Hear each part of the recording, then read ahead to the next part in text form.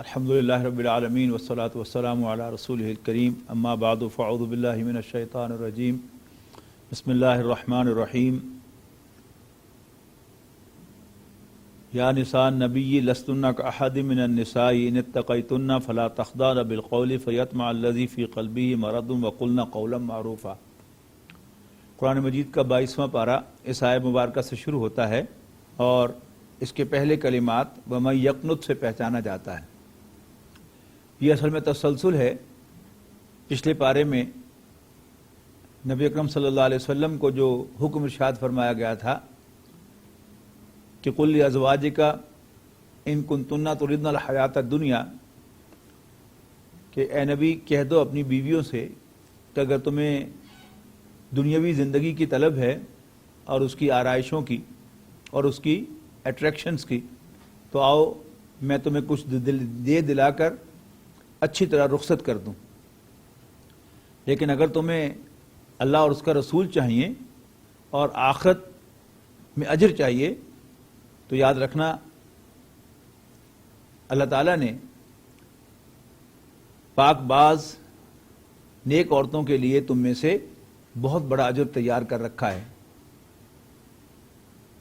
اس کے بعد خطاب شروع ہوا ازواج مطہرات سے براہ راست، اور جو میں نے عرض کیا تھا کہ یہ بڑا منفرد اعزاز ہے خواتین میں سے جو نبی اکرم صلی اللہ علیہ وسلم کی ازواج کو حاصل ہے کہ اللہ تعالیٰ نے انہیں براہ راست سیکنڈ پرسن میں مخاطب کے صیغے میں تم کہہ کر خطاب کیا ہے۔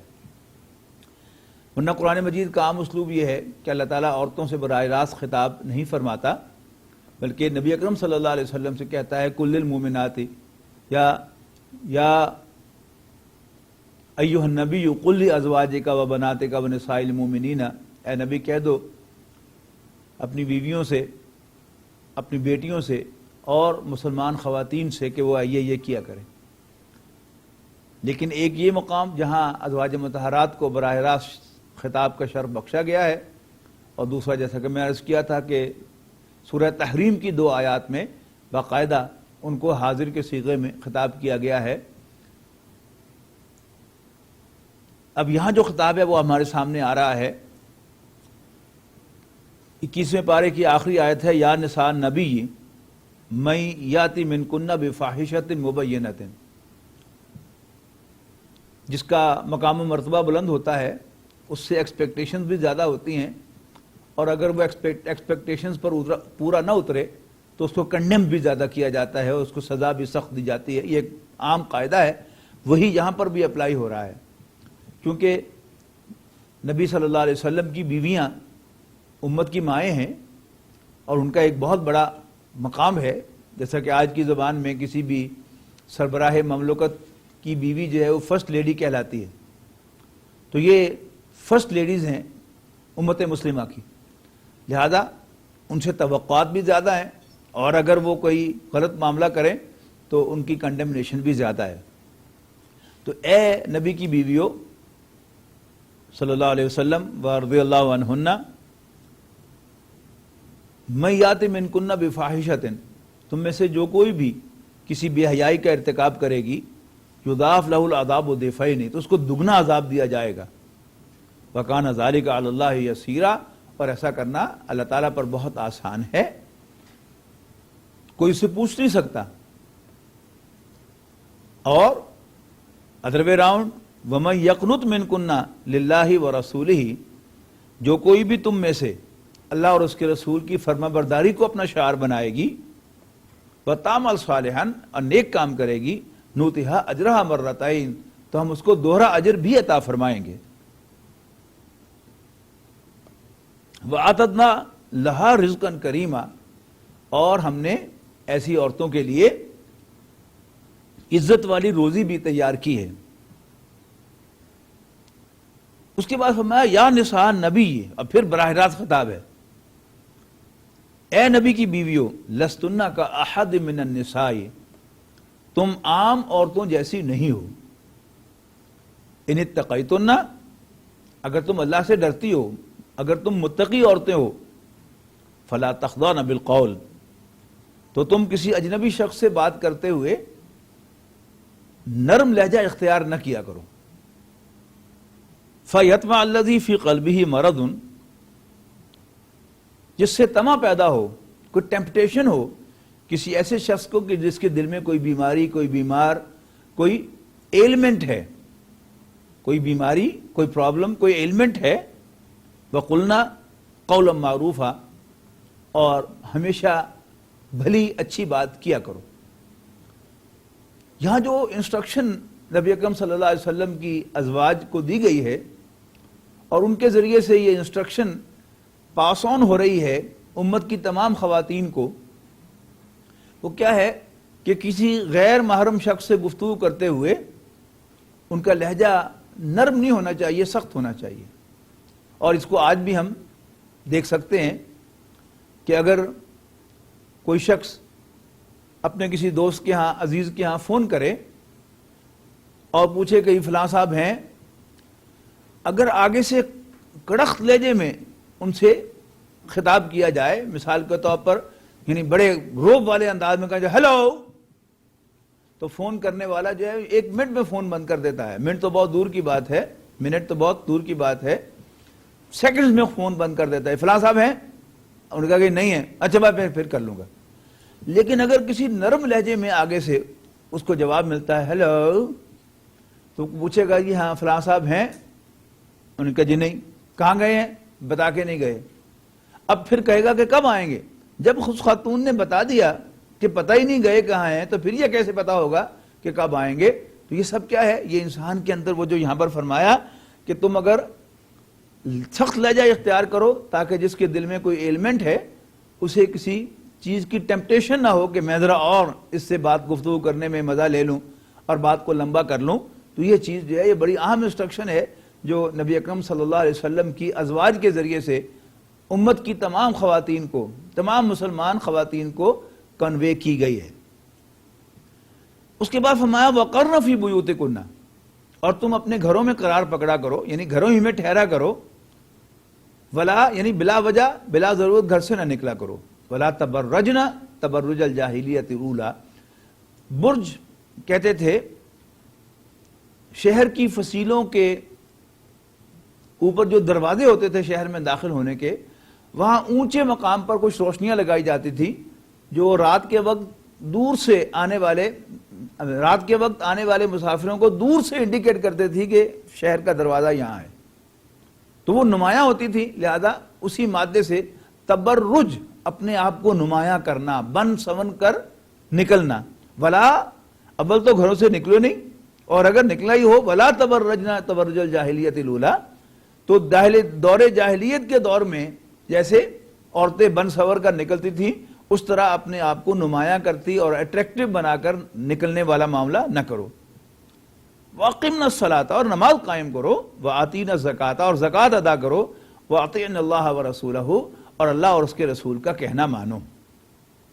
یہ بڑی اہم آیت آ رہی ہے آگے، انما یرید اللہ لیذہب عنکم الرجس اہل البیت۔ اے نبی کے گھر والو، اب یہاں خطاب کس سے ہو رہا ہے؟ حضور صلی اللہ علیہ وسلم کی ازواج سے، یا نساء نبی کہہ کر، اور انہی کو یہاں پر اہل بیت قرار دیا جا رہا ہے۔ اے نبی کے گھر والو، یعنی اے نبی کی بیویو، اللہ تعالیٰ تم سے برائی کو، گندگی کو، ناپاکی کو دور کر دینا چاہتا ہے۔ وَيُطَهِّرَكُمْ تَطْهِيرًا، اور تمہیں ایبسلیوٹلی پاک کر دینا چاہتا ہے۔ پہلی بات تو یہ نوٹ کیجئے گا کہ ہم اپنے اردو محاورے میں، پنجابی میں گھر والے کنے کہتے ہیں؟ گھر والی کون ہوتی ہے؟ یعنی آپ گھر والا کہیں تو اگرچہ اس میں سیکنڈریٹی سارے بال بچے انکلوڈ ہو جاتے ہیں، لیکن محاورے میں نوٹ کیجئے گا، یعنی میرے گھر والوں کی یہ بات، میرے گھر والے بھی ساتھ ہیں، تو ساتھ کیا کون ہوتی ہے؟ بیوی ساتھ ہوتی ہے، تو یہ محاورہ ہوتا ہے۔ اگرچہ بہرحال گھر والے کے ایک براڈ سینس کے اندر بچے، بیٹے بیٹیاں بھی شامل ہو سکتے ہیں، لیکن بنیادی طور پر یہ گھر والے جو ہیں یہ بیوی یا بیویاں ہوتی ہیں۔ حضرت ابراہیم علیہ السلام کے تذکرے میں بھی کہ وہ فرشتے کے جو حضرت ابراہیم علیہ السلام کو حضرت اسحاق کی خوشخبری دینے کے لیے آئے تھے، اور حضرت ابراہیم کی اہلیہ حضرت سارہ علیہ السلام نے جب ان سے استفسار کیا تو اس پر بھی فرشتوں نے انہیں اہل بیت کہہ کر بلایا تھا. تو عام محاورے میں بھی اور قرآن مجید کے محاورے میں بھی اہل بیت جو ہیں وہ کسی کی گھر والیاں ہیں یا گھر والی ہے. رہا یہ معاملہ کہ یہاں پر جو جمع کا صیغہ استعمال کیا گیا ہے، اس کے بارے میں آپ نوٹ کر لیجئے گا کہ ہر لفظ کا اپنا، یعنی عربی زبان میں کوئی بھی اسم وہ 4 کیریکٹرز کے بغیر نہیں ہوتا. یا وہ معرفہ ہوتا ہے یا نکرہ ہوتا ہے، یا وہ واحد ہوتا ہے یا مثنیٰ ہوتا ہے یا جمع ہوتا ہے، یا وہ مذکر ہوتا ہے یا مؤنث ہوتا ہے اپنے یوزیج کے اعتبار سے، اور اس کا کوئی نہ کوئی اعراب ضرور ہوتا ہے. یعنی بغیر اعراب کے عربی زبان میں اسم کا کوئی وجود نہیں ہے.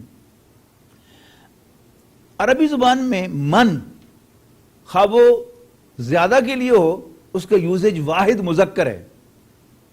اس کی مثال آپ کو دیتا ہوں کہ سورہ تغابن میں فرمایا گیا وَمَن يُؤْمِن بِاللَّهِ وَيَعْمَلْ صَالِحًا يُكَفِّرْ عَنْهُ سَيِّئَاتِهِ وَيُدْخِلْهُ جَنَّاتٍ تَجْرِي مِن تَحْتِهَا الْأَنْهَارُ خَالِدِينَ فِيهَا أَبَدًا. اب یہ خالدین جو ہے یہ جمع مذکر کا صیغہ ہے، لیکن آغاز کیسے ہوا؟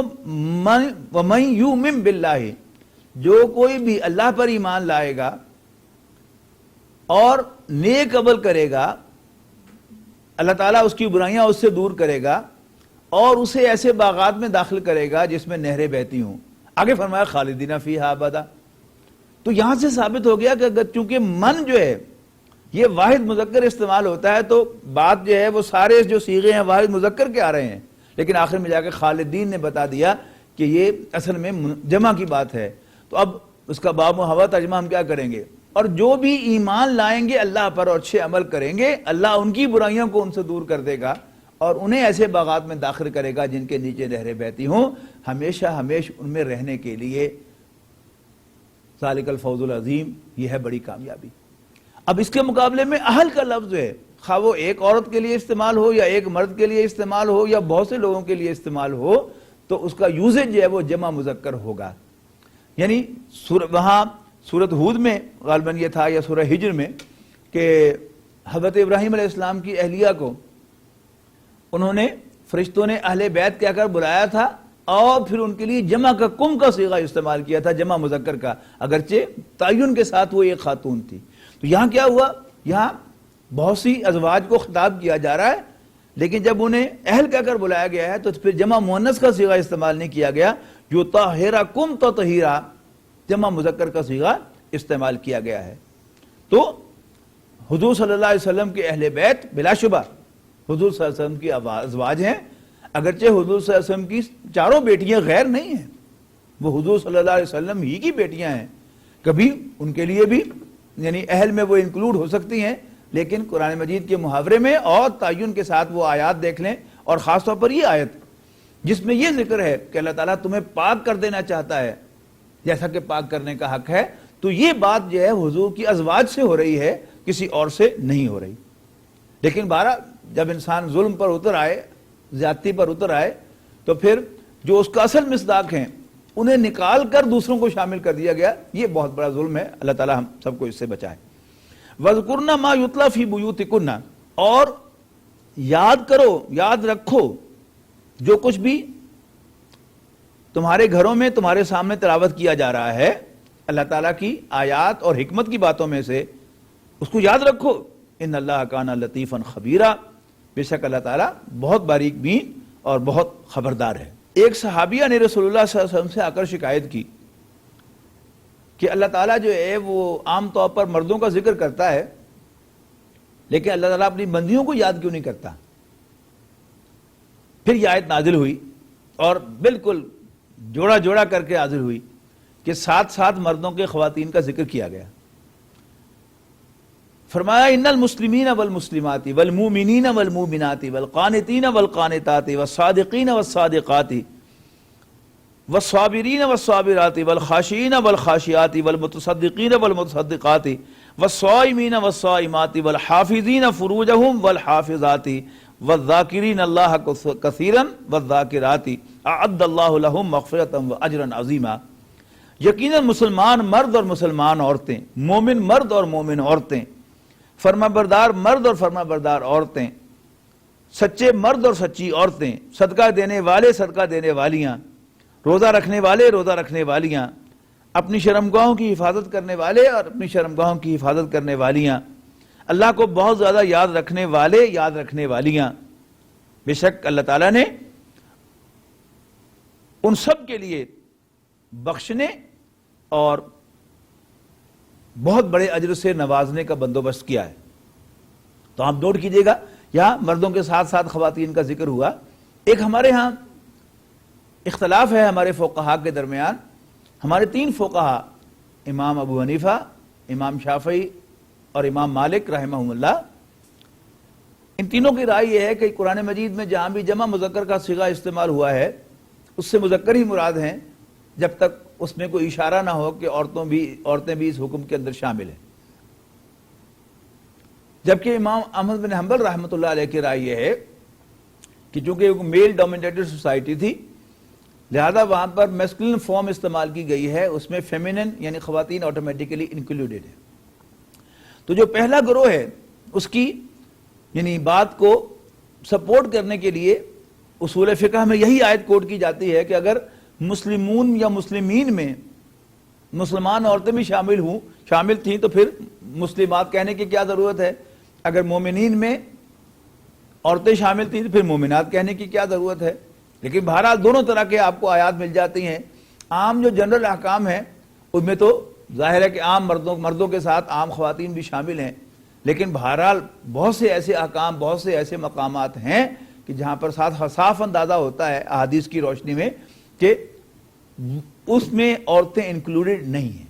سورۃ احزاب کی آیت نمبر 40 میں فرمایا وما کان محمد ابا احد من رجالکم، یعنی وہی بات جو حضرت زید کا تذکرہ تھا اس سورت کے آغاز میں، وہ مضمون اب پھر دوبارہ جو ہے وہ لایا جا رہا ہے کہ ما کان محمد ابا احد من رجالکم ولکن رسول اللہ وخاتم النبیین، کہ محمد صلی اللہ علیہ وسلم تمہارے مردوں میں سے کسی کے باپ نہیں ہیں۔ آپ کو جو اللہ تعالیٰ نے نرینہ اولاد عطا فرمائی تھی وہ بچپن ہی میں لے لی تھی۔ یعنی مراد بٹوین دا لائنز کیا ہے کہ حضرت زید حضور صلی اللہ علیہ وسلم کے بیٹے نہیں ہیں، ولیکن رسول اللہ ہے، ہاں وہ اللہ کے رسول ہیں، وخاتم النبیین، اور نبوت کے لیے سیل ہیں، یعنی ختم کرنے والے ہیں، اس کا دروازہ بند کرنے والے ہیں۔ وکان اللہ بکل شیء علیما، اور اللہ تعالیٰ ہر چیز کو جانتا ہے۔ اب حضور صلی اللہ علیہ وسلم کا جو خاص مقام ہے اس کے اعتبار سے آ رہا ہے هو الذی یصلی علیکم، اے مسلمانوں اللہ ہی تو ہے کہ جو تم پر رحمتیں بھیجتا ہے۔ یعنی صلاۃ وہ لفظ ہے کہ جو اللہ تعالیٰ کے لیے بھی استعمال ہوا ہے قرآن مجید میں اور بندوں کے لیے بھی استعمال ہوا ہے۔ یعنی بندوں کی صلاۃ نماز کہلاتی ہے، اور اس میں بھی ایک جوش و خروش ہوتا ہے، ایک گرمی ہوتی ہے، حرارت ہوتی ہے۔ یہ لعلکم تصطلون، یہ آیا سورہ قصص میں ہم پڑھ کے آئے ہیں کہ حضرت موسیٰ علیہ السلام نے اپنی اہلیہ سے کہا تھا کہ تم یہاں بیٹھو، میں تمہارے لیے کوئی انگارہ بھی لے کے آتا ہوں تاکہ تم تاپ سکو۔ تو صلاۃ میں ایک گرمی جو ہے پائی جاتی ہے، لیکن جب بندہ صلاۃ کرتا ہے، نماز پڑھتا ہے، تو اس کے اندر عاجزی کی گرم جوشی ہوتی ہے، اللہ تعالیٰ کی رحمت کی پرسویشن کی گرمی ہوتی ہے، اللہ تعالیٰ کی عنایات حاصل کرنے کے لیے گرم جوش ہوتا ہے۔ لیکن جب اللہ تعالیٰ صلاۃ کرتا ہے تو ایک تو یہ نوٹ کیجئے گا اللہ تعالیٰ کی صلاۃ کے ساتھ اللہ کا صلہ آتا ہے، تو وہ کیا ہے؟ اللہ تعالیٰ کا گرم جوشی اور مہربانی کے ساتھ اپنے بندے کی طرف متوجہ ہونا، یہی توبہ کا معاملہ ہے۔ توبہ اللہ، اللہ کے حضور توبہ کرنا، یعنی برائی کو چھوڑ کر اللہ تعالیٰ کی طرف واپس آنا۔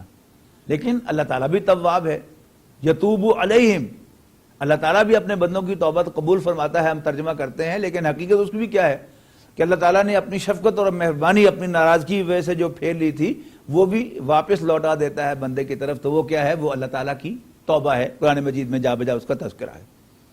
تو هو الذی یصلی علیکم وملائکتہ،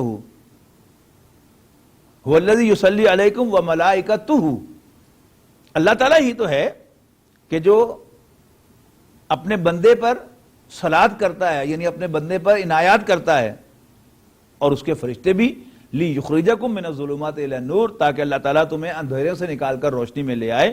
وکان بالمؤمنین رحیما، اور اللہ تعالیٰ مومنوں کے ساتھ بڑا مہربان ہے۔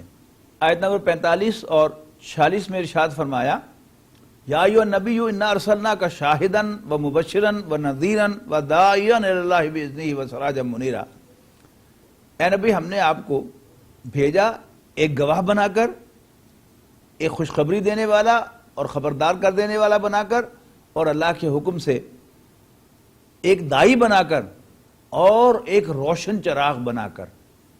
یعنی روشنی کا کام کیا ہے؟ راستہ دکھانا. ہر پیغمبر راستہ دکھانے کے لیے آتا ہے، تو وہ کیا ہے؟ وہ اپنی ذات میں روشنی کا ایک مینار ہے.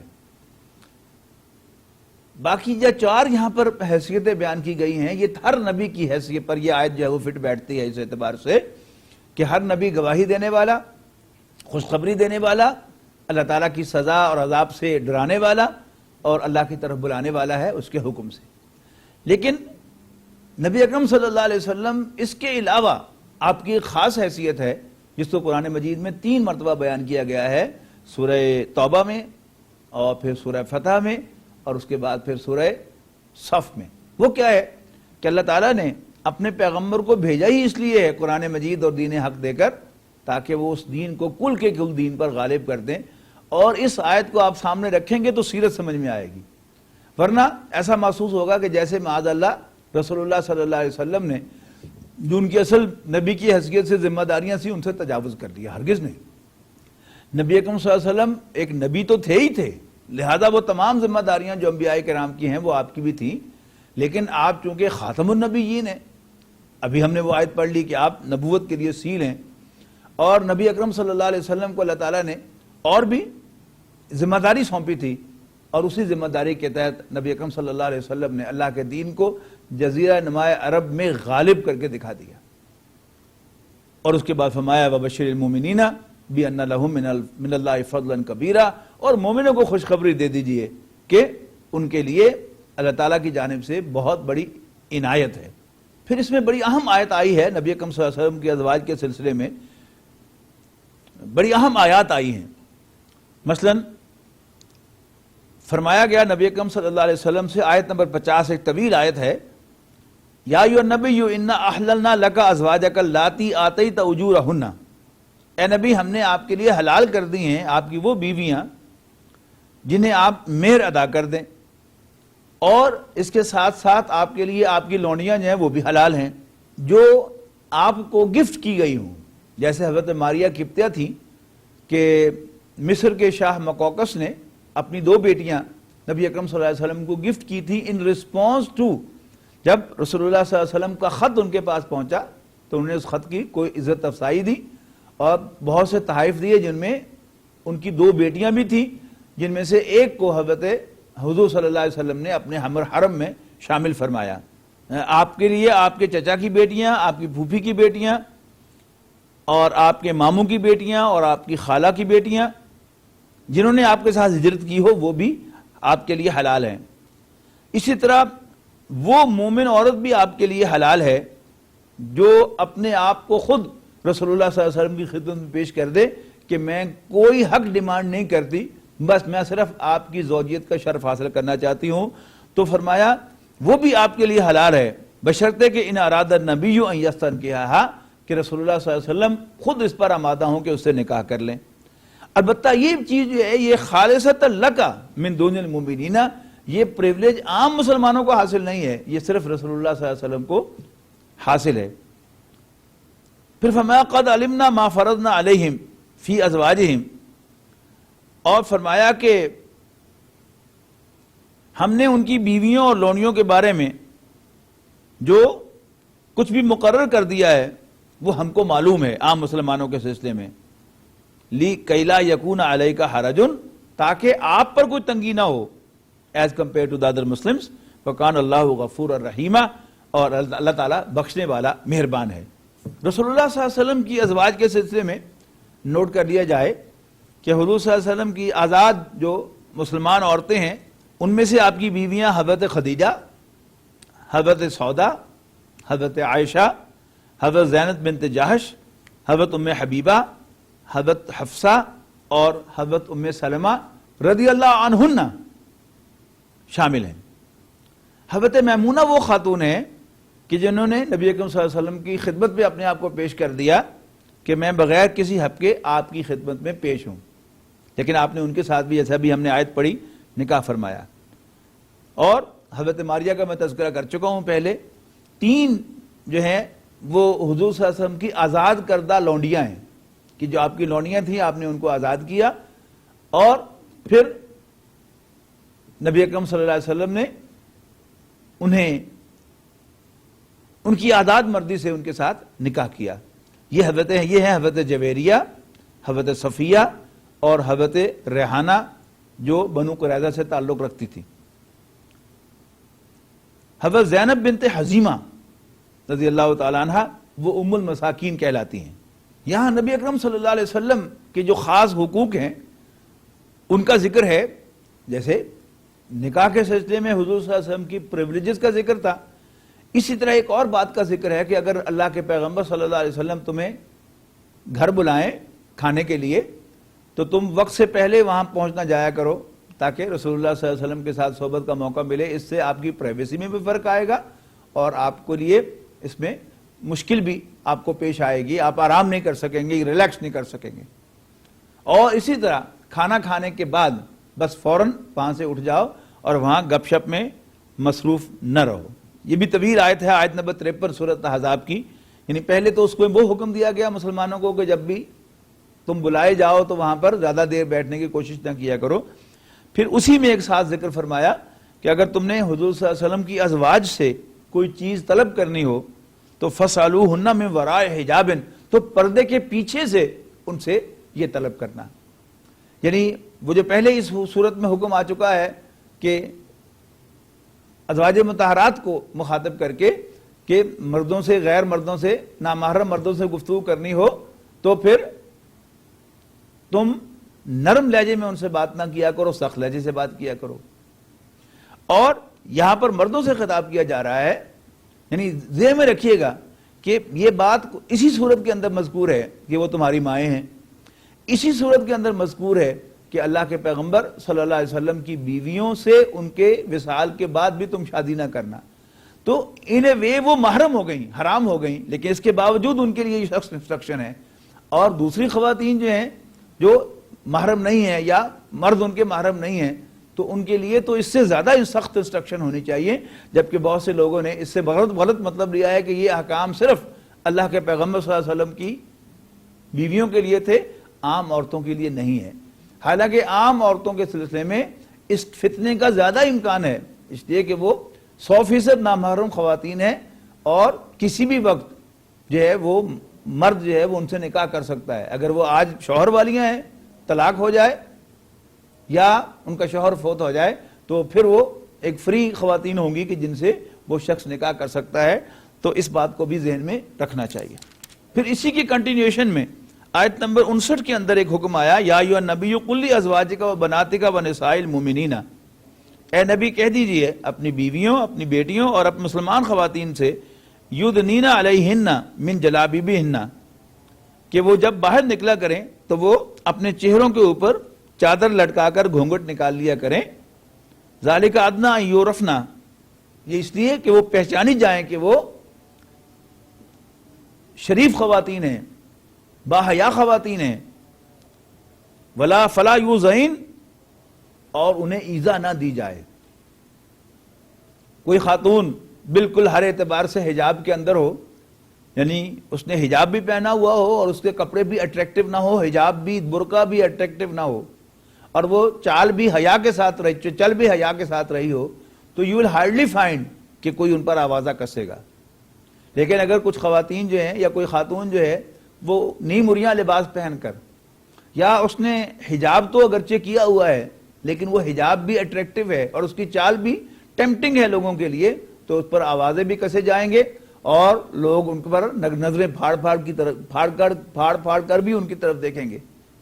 تو ذالک ادنی ان یعرفن فلا یؤذین، یہ زیادہ قرین قیاس ہے کہ وہ پہچانی جائیں گی نیک خواتین کی حیثیت سے اور انہیں ایذا نہیں دی جائے گی۔ وکان اللہ غفور الرحیم، اور اللہ تعالیٰ بخشنے والا مہربان ہے۔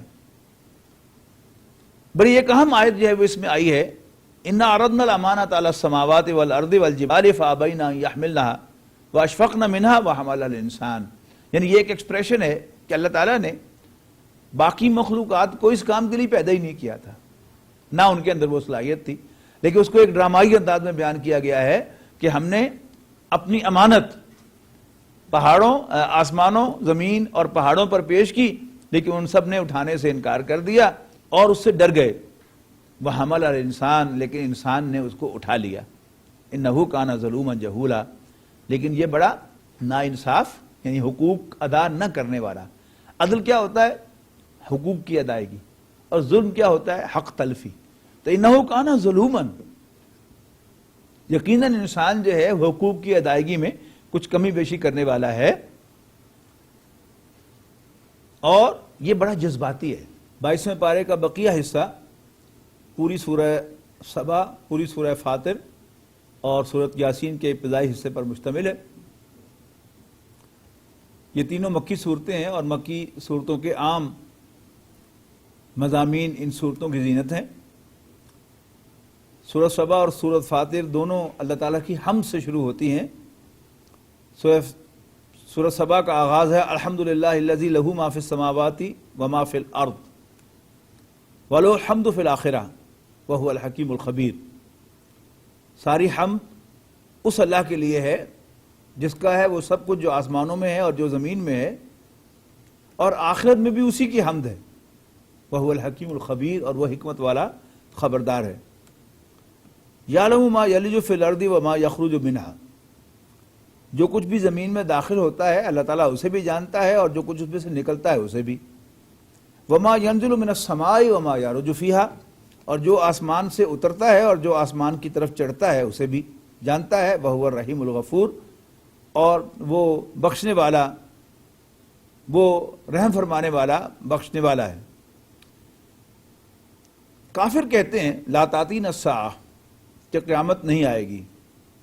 قل بلا وربی، کہو کیوں نہیں، میرے رب کی قسم ہے.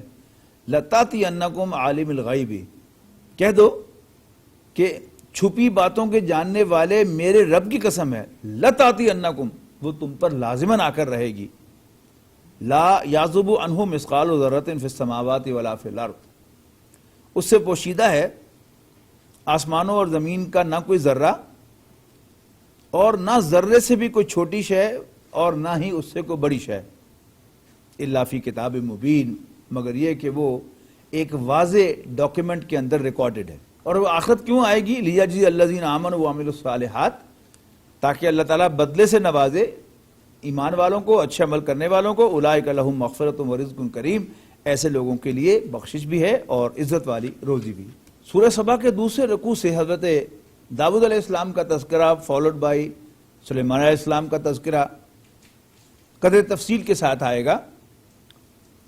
وَلَقَدْ آتَيْنَا دَاوُودَ مِنَّا فَضْلًا، اور ہم نے اپنی جانب سے داود کو بھی علیہ السلام اپنی مہربانی سے نوازا، اور پہاڑوں کو حکم دیا کہ اے پہاڑوں اوبی معہ، تم بھی ان کے ساتھ تسبیح کرو. والطیرا، اور یہی حکم پرندوں کو بھی دیا. وَأَلَنَّا لَهُ الْحَدِيدَ، اور ہم نے ان کے لیے لوہے کو نرم کر دیا. أَنِ اعْمَلْ سَابِغَاتٍ وَقَدِّرْ فِي السَّرْدِ وَاعْمَلُوا صَالِحًا، کہ کشادہ زریں بناؤ اور کڑیوں کو اندازہ سے جوڑو، یعنی جو زنجیر ہوتی ہیں اس میں لوہے کو نرم کر کے اس کے رنگز بنائے جاتے ہیں، اور پھر زنجیر رنگ کے اندر رنگ ڈالنے سے بنتی ہے. اس کا یہاں پر تذکرہ ہے. زرہ بختر کے موجد حضرت داؤد علیہ السلام ہے. یہ آرمرڈ کوڈ جو ہے اس کے موجد حضرت داؤد علیہ السلام ہے، اسی کا یہاں پر تذکرہ ہے. اس کے بعد حضرت سلیمان کا تذکرہ شروع کیا. ولی سلیمان اور ریحا، اور حضرت سلیمان کے تابع تو ہم نے ہواؤں کو بھی بنا دیا. غدوہا شہر و رواہا شہر، وہ صبح کے وقت بھی ہوا کے اوپر سوار ہو کر ایک منزل تک جاتے تھے، اور شام کے وقت بھی ایک منزل کا سفر طے کرتے تھے ہوا کے اوپر سوار ہو کر. واصلنا لہو عین القطر، اور ہم نے ان کے لیے تانبے کا ایک چشمہ بہا دیا تھا. اور ومن الجن، اور جنوں کو بھی ان کے تابع کیا تھا، جو ان کے لیے ان کے سامنے ان کے رب کی اجازت سے کام کرتے تھے، سروس دیتے تھے ان کو. اور جو کوئی بھی ان میں سے ہمارے حکم کی سے سرتابی کرے گا ہم اس کو دردناک عذاب کا، آگ کے عذاب کا مزہ چکھائیں گے۔ حضرت سلیمان علیہ السلام کے لیے جنات کام کرتے رہتے تھے، یہاں تک کہ ہیکل سلیمانی کی تعمیر، یعنی آج کی جو مسجد اقصی ہے اس کی تعمیر پر جنات کو انہوں نے کام پہ لگایا ہوا تھا، اور خود عصا کا سہارا لیے ہوئے کھڑے ان کو اوورسی کر رہے تھے، ان کی نگرانی کر رہے تھے۔ لیکن وہیں پر ان کے کھڑے کھڑے موت واقع ہو گئی، لیکن چونکہ وہ عصا کے سہارے کھڑے تھے تو جب تک عصا پوری طرح کرمبل نہیں ہوا دیمک کے چاٹنے سے، اس وقت تک تو وہ کھڑے رہے، اور جنات سمجھتے رہے کہ سلیمان علیہ السلام ہماری نگرانی کر رہے ہیں، لیکن نیچے سے دیمک نے اسے کھا لیا، اور جب وہ بالکل کرمبل ہو گیا اور ٹوٹ گیا تو حضرت سلیمان علیہ السلام گر گئے۔ اس کا بھی ذکر ہے، فلما قضینا علیہ الموت ما دلہم علی موتہ الا دابۃ الارض تاکل من ساتہ فلما خر تبینت الجن، جب وہ گرے تو دنوں پر واضح ہوا کہ اللہ کانوا یعلمون الغیبہ، کہ اگر انہیں غیب کی خبر ہوتی ما لبثوا فی العذاب المہین تو ہمیں فوراً پتہ چل جاتا کہ حضرت سلیمان علیہ السلام کا انتقال ہو چکا ہے، ہم خامخواہ جو ہے وہ اس لیبر میں نہ پڑے رہتے۔ اس کے بعد قوم سبا کا ذکر ہے، وَلَقَدْ كَانَ لِسَبَإٍ فِي مَسَاكِنِهِمْ آیَةٌ، اور اہل سبا کے لیے بھی ان کے مقام بود و باش میں ایک نشانی تھی۔ جنتانی، دو باغ تھے، عن یمین و شمال، ان کے دائیں اور بائیں، اور اللہ تعالیٰ نے انہیں وافر رزق عطا فرمایا ہوا تھا، کلوا من رزق ربکم واشکروا لہ، اپنے رب کے دیے ہوئے رزق میں سے کھاؤ اور اس کا شکر ادا کرو۔ بلدۃ طیبۃ و رب غفور، یہ تمہارے رہنے کے لیے پاکیزہ شہر ہے، اور وہاں اللہ تعالیٰ نے تمہاری بخشش کا بھی سامان کر رکھا ہے۔ لیکن انہوں نے کیا کیا؟ اللہ تعالیٰ کی شکر گزاری سے روگردانی کی، منہ پھیرا، تو ہم نے ارسلنا علیہم سیل العرم، تو ہم نے ان پر زور کا سیلاب چھوڑ دیا۔ فبدلناہم بجنتیہم جنتین ذواتئی اکل خمط واصل وشیء من سدر قلیل، اور انہیں ان باغوں کے بدلے میں ایسے دو باغ دے دیے جن میں میوے بد مزہ تھے، اور جن میں کچھ تو جھاؤ تھا اور کچھ بیریاں تھیں، یعنی یہ ٹوٹل پھل جو ہے وہاں پر ان باغات کے اندر ان کی ڈسپوزل پر رہ گیا۔ ذالک جزیناہم بما کفروا، یہ ہم نے کیوں کیا؟ ہم نے ان کی ناشکری کی سزا دی انہیں۔ وَهَلْ نُجَازِي إِلَّا الْكَفُورَ، اور ہم نا شکر ہی کو سزا دیا کرتے ہیں۔ نبی اکرم صلی اللہ علیہ وسلم کی شان میں ایک بڑی معروف آیت جو اکثر مسلمانوں کو یاد بھی ہے، وہ اسی صورت میں نازل ہوئی ہے کہ وَمَا أَرْسَلْنَاكَ إِلَّا كَافَّةً لِلنَّاسِ بَشِيرًا وَنَذِيرًا، اور ہم نے اے نبی آپ کو نہیں بنایا مگر تمام جہانوں کے لیے، تمام انسانوں کے لیے بشیر و نذیر، خوشخبری دینے والا اور خبردار کرنے والا، یعنی تمام انسانوں کی طرف بھیجا ہوا پیغمبر۔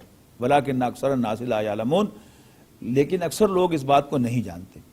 وَيَقُولُونَ مَتَىٰ هَٰذَا الْوَعْدُ إِن كُنتُمْ صَادِقِينَ، اور آپ سے کہتے ہیں کہ بتاؤ نا ذرا اگر تم سچے ہو کہ کب پورا ہوگا وہ وعدہ جس سے تم ہمیں ڈراتے رہتے ہو، یعنی عذاب۔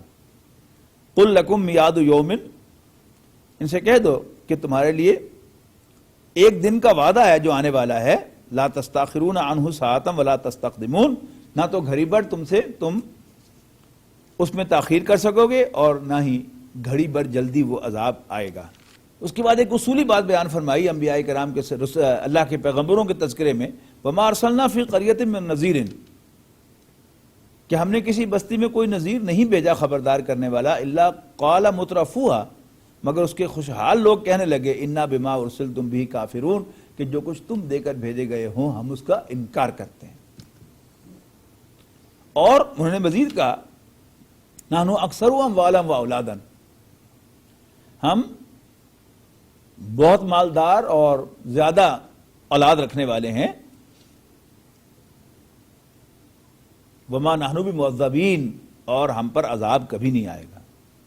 اس کے بعد فرمایا وما اموالکم ولا اولادکم باللتی تقربکم عندنا زلفی الا من آمن وعمل صالحا، تمہارا مال اور اولاد ایسی چیزیں نہیں ہیں کہ تم کو ہمارا مقرب یعنی قریب کر دیں اللہ تعالیٰ کے، ہاں جو اچھے عمل کرے گا، ایمان لائے گا اور اچھے عمل کرے گا، فَأُولَٰئِكَ لَهُمْ جَزَاءُ الضِّعْفِ، تو ان کے بدلے کو دگنا کیا جائے گا، ان کے ریوارڈ کو، بِمَا عَمِلُوا، ان کے عمل کی وجہ سے، وَهُمْ فِي الْغُرَفَاتِ آمِنُونَ، اور وہ بالا خانوں میں جمع کر کے بٹھائے جائیں گے۔ سورہ سبا کے آخر میں فرمایا قُلْ إِنَّمَا أَعِظُكُمْ بِوَاحِدَةٍ، میں تمہیں ایک نصیحت کرتا ہوں، ان تقوموا للہ مثنی وفرادا ثم تتفکروا، کہ تم اللہ کے لیے دو دو یا اکیلے اکیلے کھڑے ہو کر غور کرو، ما بصاحبکم من جنہ، کہ تمہارے دوست یعنی حضرت محمد صلی اللہ علیہ وسلم کوئی پاگل نہیں ہے، ان ہوا الا نذیر، وہ تو تمہیں خبردار کرنے والے ہیں، بین یدی عذاب شدید، ایک بڑے عذاب کے آنے سے پہلے پہلے۔ اس کے بعد سورہ فاطر، جیسا کہ میں نے عرض کیا کہ اللہ تعالیٰ کی حمد سے شروع ہوتی ہے، الحمدللہ فاطر السماوات والارض۔ سورۃ فاطر کا انداز ذرا زیادہ گلوریس ہے، الحمدللہ فاطر السماوات والارض، ساری حمد اللہ کی ہے جو آسمانوں اور زمین کا نئے سرے سے پیدا کرنے والا ہے۔ ایک ہے تخلیق کا عمل، تخلیق کے لفظ کا اطلاق ہوتا ہے کسی گیون میٹیریل سے کوئی دوسری چیز بنانا جس کا کوئی پروسیس بھی ہو اور جس میں کوئی ٹائم بھی انوالو ہو۔ فطرت کیا ہے؟ فاطر اللہ تعالیٰ کس اعتبار سے ہے؟ اللہ تعالیٰ اس کائنات کا فاطر ہے، یعنی نئے سرے سے پیدا کرنے والا ہے، یعنی creation ex nihilo, nothing was there and something was created, یہ جو اللہ تعالیٰ کا کام ہے اس کے اعتبار سے اس کا نام ہے الفاطر۔ جاعل الملائکۃ رسلا اولی اجنحۃ مثنی وثلاث ورباع، اور وہ فرشتوں کو قاصد بنانے والا ہے جو دو دو تین تین اور چار چار پروں والے ہیں۔ یزید فی الخلق ما یشاء، اللہ تعالیٰ جسے چاہتا ہے تخلیق میں وسعت عطا فرماتا ہے۔ ان اللہ علی کل شیء قدیر، بے شک اللہ تعالیٰ ہر چیز پر قدرت رکھتا ہے۔ ولا یفتح اللہ للناس من رحمت فلا ممسک لها، اللہ تعالیٰ اپنی رحمت کا دروازہ کھول دے تو اس کو کوئی بند کرنے والا نہیں ہے، ولا یمسک فلا مرسل لہ، اور جس کو اللہ تعالیٰ بند کر دے اس کو کوئی کھولنے والا نہیں ہے، اس رحمت کو کوئی آگے چلانے والا نہیں ہے، ارسال کرنے والا نہیں ہے، وہ العزیز الحکیم، اور وہ بالادست حکمت والا ہے۔ یا ایھا الناس، اس وقت کی خاص بات اور بھی ہے کہ اس میں بار بار یا ایھا الناس کہہ کر انسانوں کو جھنجھوڑ کر جگایا جائے گا اور کوئی بات کہی جائے گی۔ یا ایھا الناس اذکروا نعمت اللہ علیکم، لوگو یاد کرو اللہ کی اس نعمت کو جو اس نے تم پر فرمائی ہے۔ حل من خالق غیر اللہ یرزقکم من السماء والارض، کیا اللہ کے سوا کوئی اور بھی خالق ہے جو تمہیں آسمان اور زمین سے کچھ پرووائڈ کر سکے؟ لا الہ الا ہو، اس کے سوا کوئی معبود نہیں۔ فانا تؤفکون، تو پھر تم کہاں بہکے پھر رہے ہو؟ پھر فرمایا یا ایھا الناس ان وعد اللہ حق، لوگو اللہ کا وعدہ سچا ہے۔ فلا تغرنکم الحیات الدنیا، اور دیکھنا تمہیں کہیں دنیاوی زندگی دھوکے میں نہ ڈال دے، اور تمہیں کہیں انتہائی دھوکے باز شیطان دھوکے میں نہ ڈال دے۔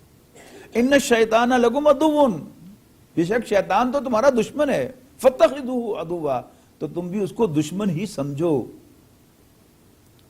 انما یدعو حزبہ لیکونوا من اصحاب السعیر، ہمارا ماڈرن انٹلیکٹ جو ہے وہ ایک دوسرے تصور کا قائل اور پروموٹر ہے کہ دشمن سے بھی دوستی کی جائے اور اس کو رام کرنے کی کوشش کی جائے۔ اللہ تعالیٰ ہر چیز کا بنانے والا ہے، ہمارا بنانے والا بھی وہ ہے، ہمارے دشمن کا بنانے والا بھی وہ ہے، لہذا اس نے لمٹس رکھی ہیں کہ دشمن کو دشمن سمجھو، اسی میں تمہاری سیفٹی ہے۔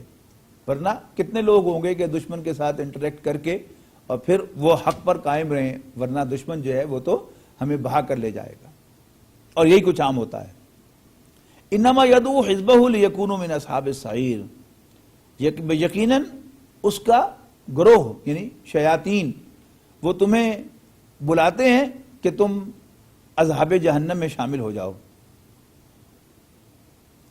آیت نمبر 10 میں فرمایا الیہ یصعد الکلم الطیب، پاک بات، پاک کلمہ طیبہ تو اللہ تعالیٰ ہی کی طرف جاتا ہے، لیکن اس کے لیے ایک ڈرائیونگ فورس چاہیے، اور وہ کیا ہے؟ وہ عمل صالح ہے۔ یعنی ایمان اللہ تعالیٰ کا محبوب کلمہ ہے، لیکن وہ کلمہ انسان کے لیے مفید اس وقت ہوتا ہے جب اس کے پیچھے عمل صالح کی طاقت بھی موجود ہو۔ اللہ تعالیٰ کا اختیار مطلق ہے کہ وہ بڑے سے بڑے گناہگار کو بھی بخش دے تو اسے کو روک نہیں سکتا، اسے کو پوچھ نہیں سکتا، لیکن یہ قواعد اللہ تعالیٰ خود بیان کر رہا ہے کہ الیہ یصعد الکلم الطیب، پاک کلمہ، پاک بات، کلمہ طیبہ اللہ تعالیٰ ہی کے ساتھ پاس پہنچے گا، لیکن اس کو اوپر چڑھانے والی، اللہ تعالیٰ تک پہنچانے والی فورس جو ہے وہ عمل صالح ہے۔ والذین یمکرون السیئات، اور وہ لوگ کہ جو برے برے مکر کرتے ہیں، پلان کرتے ہیں، لہم عذاب شدید، ان کے لیے ایک سخت عذاب ہے، ومکر اولئک ھو یبور، اور ان کی چالیں نابود ہونے والی ہیں، نل اینڈ وائڈ ہو جانے والی ہیں۔ بہت گلوریس آیت، آیت نمبر 15، یا ایھا الناس، لوگو انتم الفقراء الی اللہ، تم سب کے سب اللہ تعالیٰ کے محتاج ہو، you are all dependent on Allah, واللہ هو الغنی الحمید، جبکہ اللہ تعالیٰ تو انڈیپینڈنٹ ہے۔ یہ فقیر اور غنی ایک دوسرے کے الٹ الفاظ ہیں، تو تم سب محتاج ہو، you are all dependent on Allah, اور اللہ تعالیٰ کسی پر ڈیپینڈنٹ نہیں ہے، الغنی ہے، بے نیاز ہے، الحمید تعریف کیا گیا ہے۔ علامہ اقبال اسی آیہ مبارکہ کو قرآن مجید کی عظیم ترین آیت سمجھتے تھے، اور اسی سے ماخوذ ان کی وہ مشہور ربائی ہے کہ تو غنی از ہر دو عالم من فقیر، روز معشر عذر ہائے من پذیر، پر حسابم راتو بینی ناگزیر، از نگاہ مصطفیٰ صلی اللہ علیہ وسلم پنہا بگیر، یشاء یذہبکم ویأتی بخلق جدید، اگر اللہ تعالیٰ چاہے تو تم سب کو لے جائے اور تمہاری جگہ کوئی اور مخلوق لے آئے، وما ذلک علی اللہ بعزیز، اور یہ کچھ بھی اللہ تعالیٰ پر بھاری نہیں ہے، ولا تزر وازرۃ وزر اخری، اور کوئی بوجھ اٹھانے والا کسی دوسرے کا بوجھ نہیں اٹھائے گا، وَإِن تَدُو مُثْقَلَةٌ إِلَىٰ حَمْلِهَا، اگر کوئی اپنا بوجھ بٹانے کے لیے کسی کو بلائے گا، لا يُحْمَلْ مِنْهُ شَيْءٌ، اس سے کوئی چیز بھی اٹھائی نہیں جائے گی، وَلَوْ كَانَ ذَا قُرْبَى، خواہ جس کو بلا رہا ہے یا جو آفر کر رہا ہے وہ اس کا قریبی رشتہ دار ہی کیوں نہ ہو، انما تنذر الذین یخشون ربهم بالغیب، یقیناً اے پیغمبر آپ ان لوگوں کو خبردار کرنے والے ہیں جو اپنے رب سے ڈرتے ہیں بن دیکھے اور نماز قائم کرتے ہیں، ومن تزکا، اور جو کوئی اپنے آپ کو پاک کرے گا، اپنا تزکیہ کرے گا، فینما یتزکا لنفسہ، وہ اپنے ہی بھلے کو کرے گا، وإلی اللہ المصیر، اور اللہ ہی کی طرف بالآخر لوٹنا ہے۔ وما یستوی الاعمی والبصیر، یہ بڑی گلوریس آیات ہیں اور بڑا اس میں خاص ردم ہے۔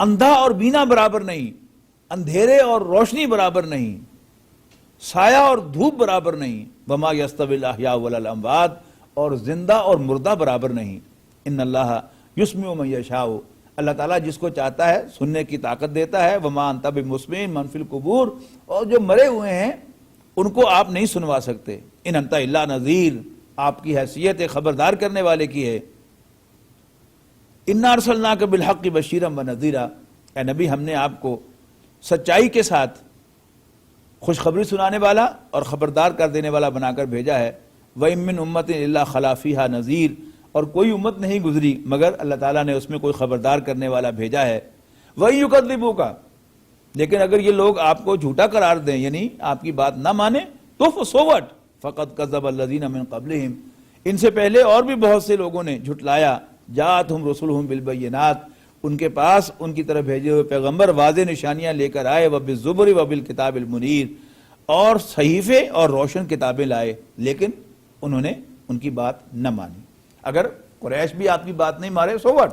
آیت نمبر 29 میں ارشاد فرمایا، ان الذین یتلون کتاب اللہ واقاموا الصلاۃ، یقیناً وہ لوگ جو اللہ کی آیات کی تلاوت کرتے ہیں، نماز قائم کرتے ہیں، وانفقوا مما رزقناہم سرا وعلانیۃ، اور چھپ کر و اعلانیہ اللہ تعالیٰ کے دیے ہوئے میں سے، ہمارے دیے ہوئے میں سے خرچ کرتے ہیں، یرجون تجارۃ لن تبور، تو وہ ایک ایسی تجارت کے فائدے کے امیدوار ہیں جو کبھی تباہ نہیں ہوگی۔ آیت نمبر 38 میں فرمایا، ان اللہ عالم غیب السماوات والارض، اللہ تعالیٰ آسمانوں اور زمین کی تمام چھپی باتوں کا جاننے والا ہے، انہ علیم بذات الصدور، بلکہ وہ تو سینے کے رازوں کا بھی جاننے والا ہے، ہماری نیتیں، ہمارے ارادے، ہمارے انٹینشنز، وہ سب اس کے علم میں۔ هو الذی خلقکم خلائف فی الارض، هو الذی جعلکم خلائف فی الارض، وہی تو ہے جس نے تمہیں زمین میں پچھلوں کا سکسیسر بنایا. فمن کفر فعلیہ کفرہ، تو جو کوئی بھی اللہ تعالیٰ کی ناشکری کرے گا یا انکار کرے گا تو اس کے انکار اور ناشکری کا وبال اسی پر آئے گا، اسی کو پینلٹی پے کرنی پڑے گی. ولا یزید الکافرین کفرہم عند ربہم الا مقتا، اور کافروں کے حق میں ان کے کفر سے اللہ تعالیٰ کے ہاں ناخوشی ہی بڑھے گی، کوئی فائدہ نہیں ہوگا. ولا یزید الکافرین کفرہم الا خسارہ، اور کافروں کو ان کی ناشکری، ان کا انکار خسارے ہی سے دوچار کرے گا.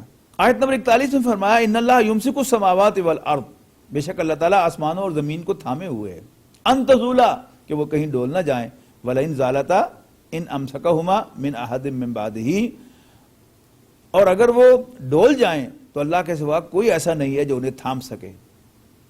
اس کے بعد انہ کان حلیما غفورا، بے شک اللہ تعالیٰ بڑا بردبار، ٹالریٹ کرنے والا، بخشنے والا ہے.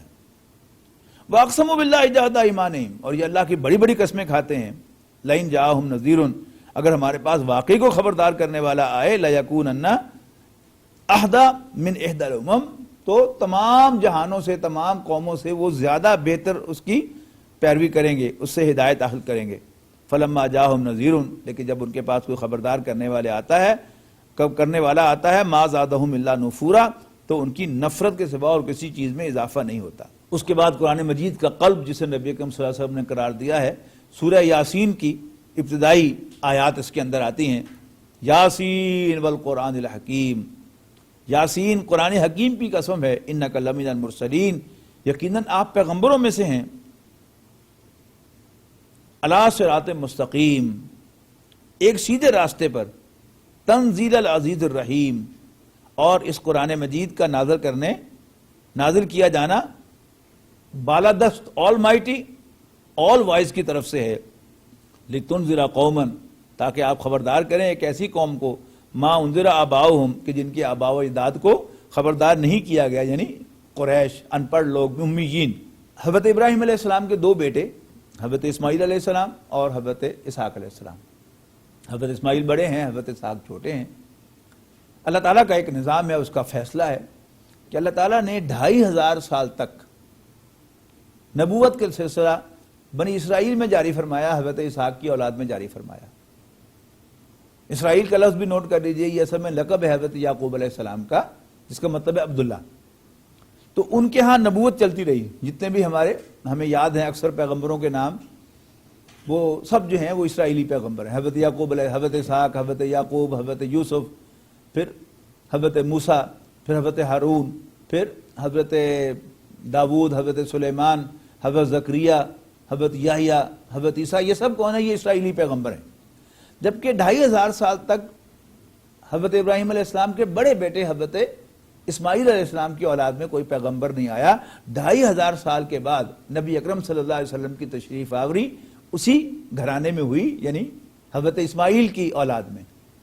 تو اب یہ کیا ہیں؟ یہ ان پڑھ ہیں دینی نقطہ نگاہ سے. اس کا یہ مطلب نہیں کہ الف بھی نہیں جانتے تھے، یعنی ان کا ان پڑھ ہونا وحی اور کتاب کے حوالے سے ہے کہ آپ کو اللہ تعالیٰ نے خبردار بنا کر بھیجا ہے ایک ایسی قوم کے لیے جس کے پاس کوئی پیغمبر نہیں ہوا، ان کو اور ان کے آباء و اجداد کو خبردار نہیں کیا گیا، لہذا وہ ہدایت آسمانی سے غافل ہیں. لقد حق القول علی اکثرہم فہم لا یؤمنون، ان میں سے اکثر پر اللہ تعالیٰ کی طرف سے وہ حجت پوری ہو چکی ہے لیکن پھر بھی وہ ایمان نہیں لائیں گے. انا جعلنا فی اعناقہم اغلالا، ہم نے ان کی گردنوں میں توق ڈال رکھے ہیں اور وہ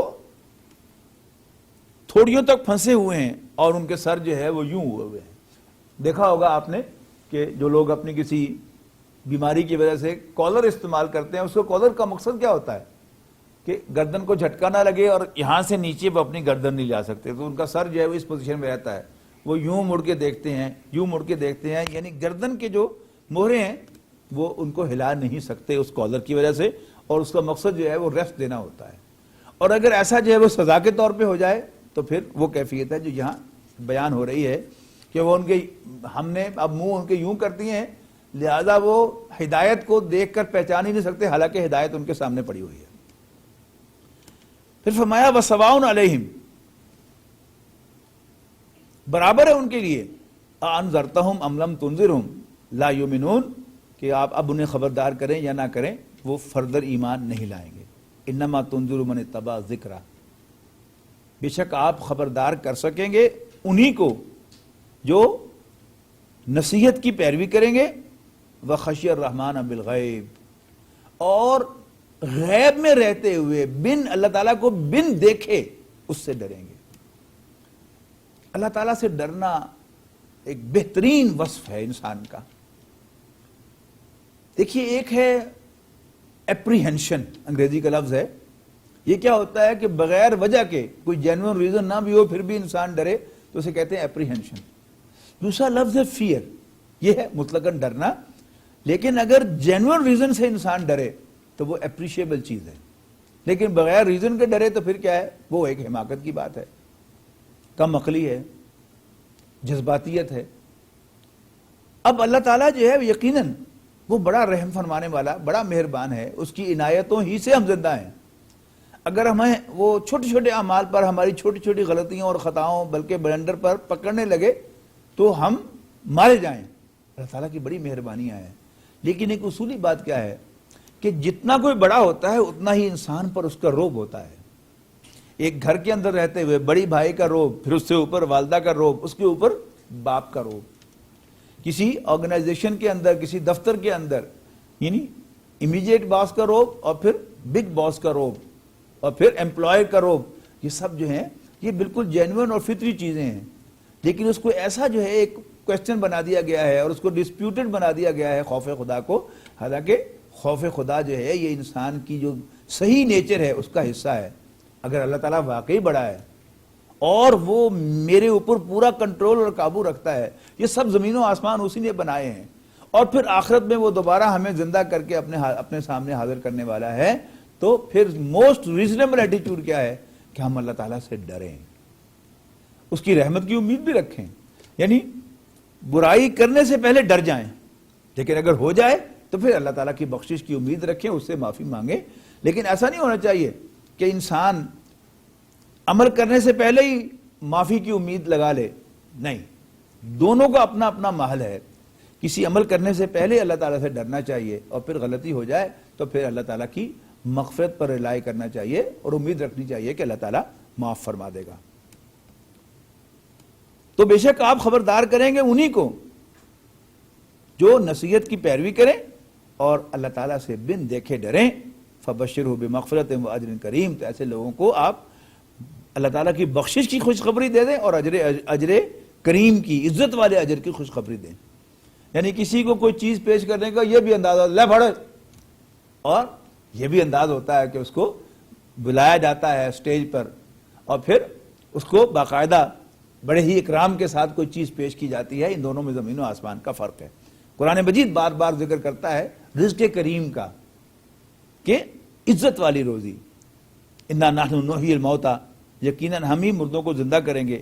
ونکتب ما قدموا وآثارہم، اور جو کچھ وہ آگے بھیج چکے ہیں اور جو کچھ پیچھے رہ گئے ہم سب کو جانتے ہیں. وکل شیء احصیناہ فی کتاب فی امام مبین، اور ہر چیز ہمارے ہاں ایک محفوظ ڈاکیومنٹ کے اندر محفوظ ہے، پڑی ہوئی ہے. سورۃ یاسین میں دوسرے رکوع میں جو مضمون آیا ہے وہ بڑا زبردست ہے.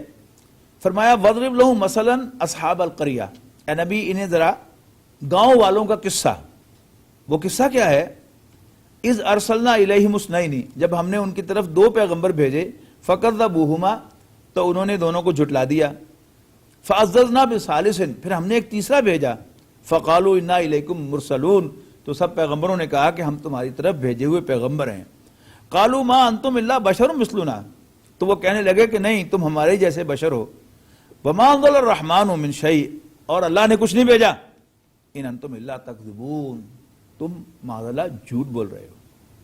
قَالُوا رَبُّنَا يَعْلَمُ إِنَّا إِلَيْكُمْ لَمُرْسَلُونَ، تو وہ کہنے لگے کہ ہمارا رب جانتا ہے کہ ہم تمہاری طرف بھیجے ہوئے ہیں. وَمَا عَلَيْنَا إِلَّا الْبَلَاغُ الْمُبِينُ، اور ہمارے ذمے صرف وضاحت کے ساتھ پہنچانا ہے. سپرسٹیشن جو ہے اس میں وہ لوگ جو توہمات کا شکار ہوتے ہیں وہ بہت زیادہ وہم کرتے ہیں اور بہت سپرسٹیشن ان کے اندر ہوتی ہیں. یہ کالا مرغا آ گیا اور کالا بکرا آ گیا اور فلاں چیز آگے سے گر گئی، کوا گزر گیا اور چڑیا گزر گئی، تو اس سے وہ توہمات لیتے ہیں۔ اسی میں کیا چیز ہے؟ یعنی وہم کرنا اور کسی کو منحوس قرار دینا، اس کا بھی ہمارے دین میں کوئی تصور نہیں ہے۔ قالوا انا تطیرنا بکم، انبیاء سے کہتے ہیں، پیغمبروں سے کہتے ہیں کہ ہم تو تمہیں منحوس سمجھتے ہیں، لئن لم تنتہوا، اور اگر تم باز نہ آئے اپنی اس دعوت سے، لنرجمنکم، ہم تمہیں پتھر مار مار کر ہلاک کر دیں گے، ولا یمسنکم منا عذاب علیم، اور تمہیں ہم سے سخت عذاب پہنچے گا۔ قالوا طائرکم، پیغمبروں نے کہا طائرکم معکم، تمہاری نحوست تمہارے اپنے پاس ہے۔ این ذکرتم، کیا اس لیے کہ تمہیں نصیحت کی گئی ہے تم یہ بات کہہ رہے ہو؟ بل انتم قوم مسرفون، اصل میں تم حد سے بڑھنے والے لوگ ہو۔ وجاء من اقصى المدینہ رجل یسعی، تو دور کسی کنارے سے ایک شخص دوڑتا ہوا آیا، قال یا قوم اتبعوا المرسلین، اور اس نے لوگوں سے کہا کہ پیغمبروں کی پیروی کرو، اتبعوا من لا یسألکم اجرا وہم مہتدون، پیروی کرو ان کی جو تم سے کوئی اجر نہیں مانگتے اور وہ ہدایت پر ہیں، سیدھے راستے پر ہیں۔ پھر یہ بات جو ہے وہ 23ویں پارے میں کنٹینیو ہوتی ہے کہ مجھے کیا ہے، یعنی اس تو شخص آیا ایسا بھاگتا ہوا، اس نے مزید کہا وَمَا لِيَ لَا أَعْبُدُ الَّذِي فَطَرَنِي، مجھے کیا ہے کہ میں اس کی عبادت نہ کروں جس نے مجھے پیدا کیا، وَإِلَيْهِ تُرْجَعُونَ، اور اسی کی طرف تم سب لوٹائے جاؤ گے۔ أَأَتَّخِذُ مِن دُونِهِ آلِهَةً، کیا میں ان کو چھوڑ کر، کیا میں اس کو چھوڑ کر اور خدا بناؤں؟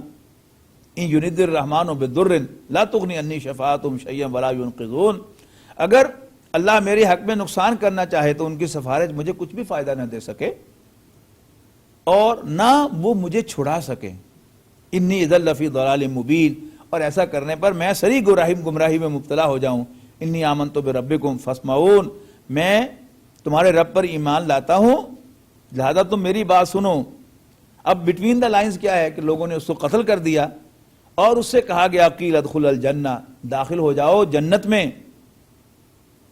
قالا، وہ کہنے لگا وہ شخص، یا لیت قومی یعلمون، کاش کہ میری قوم کو معلوم ہو جاتا، بما غفر لی ربی، کہ میرے رب نے تو مجھے بخش دیا، وجعلنی من المکرمین، اور مجھے باعزت لوگوں میں جن کو عزت دی جاتی ہے شامل فرما دیا۔ بارک اللہ لی ولکم فی القرآن العظیم ونفعنی وإیاکم بالآیات والذکر الحکیم۔